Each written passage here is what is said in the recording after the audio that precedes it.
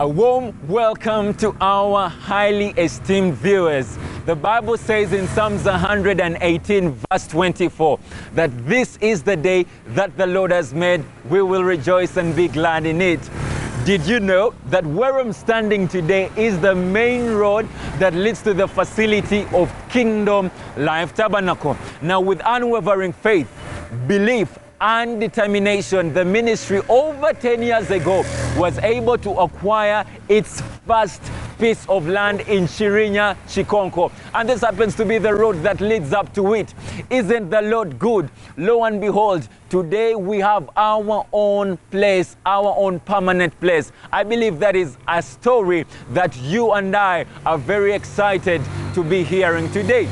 So, after telling people on Sunday what the Lord ministered to my heart, when Pastor Tony told us about the vision that he had of the Tower of Faith, I'm a person of faith, but I thought that maybe this we shall start the construction, or even think about the construction maybe after 10 years of existence or 15 years of existence.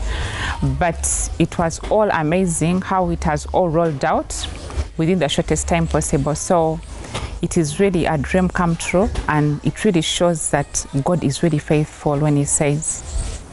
Then I was the church administrator, and he called me several times to assign me responsibility, duties, places to go, and it looked normal that day. Every time I received a call, I knew there was an assignment. But this time round, he was very emphatic, and the tone was very, very celebrating.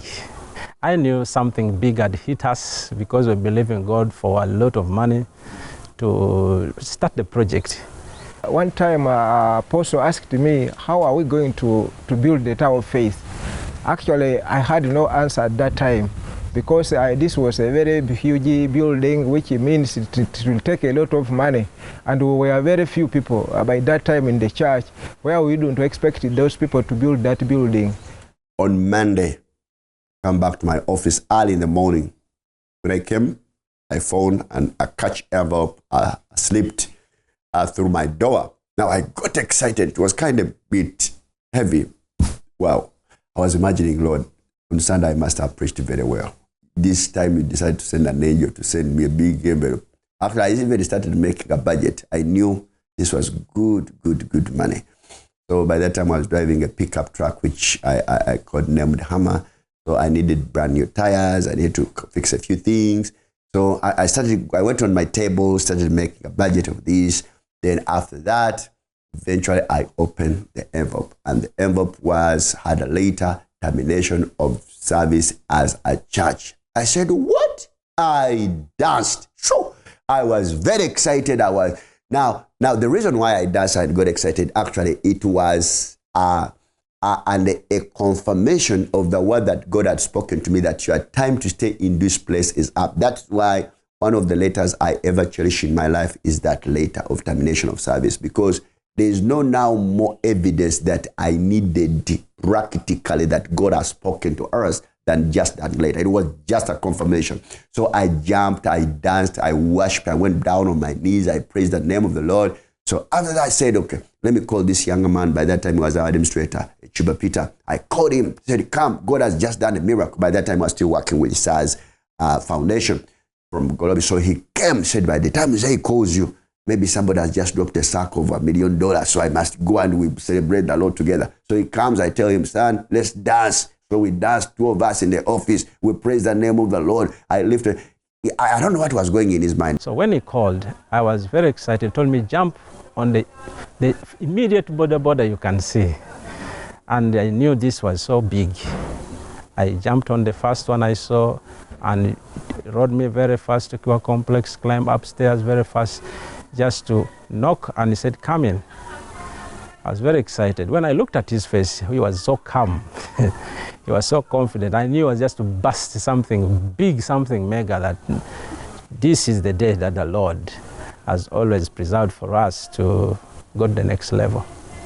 And then he says, there's a letter here, have a look at it.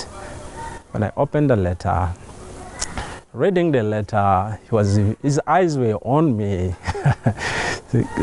squarely on me, and studying my moves, because the letter was a depressive letter. It was an eviction letter by a legal office, signed by a lawyer, prominent lawyer, telling us to leave immediately. So it was depressive, but what I read in relation to what I see in him could not tally. So in that situation, I was seeking to which mood should I fall into now? And he told me, this is good. And that makes me remember that all things work together for good to them who love the Lord and according to his purpose. Now, the reason why I did that, because as I train my leaders, I want to train leaders and show them, how do you respond in the midst of opposing forces? How do you respond when you are faced with situations and conditions that probably are unexpected? I wanted to show him that as a leader, you are always supposed to be a leader at all times, even in the midst of the thing that you never understand, because there's nothing that comes our way, God that has not allowed, and which has nothing to do with our destiny connection and destiny purpose. Many times Apostle Maya has said that sometimes some of the things we call demons, actually, they are not demons. Actually, they are destinies. I've often said that actually success is failure turned upside down. I've always said that. Success is failure turned upside down. So sometimes the things we call failures are not supposed to, these are opportunities, like Pastor Agnes has already said. There's nothing like a challenges in life. Actually, she says that challenges actually are opportunities that actually are exposed to us, but it depends on which glasses you use. It depends on which camera you use. If you use the faith camera or faith glasses, so behind every move of the devil, there's a move of God that is about to break loose. That's why the Bible says when the enemy comes in like the floods, it is now then that the Spirit of the Lord will lift and raise up a standard. Thank you for tuning in for today's episode. Shalom.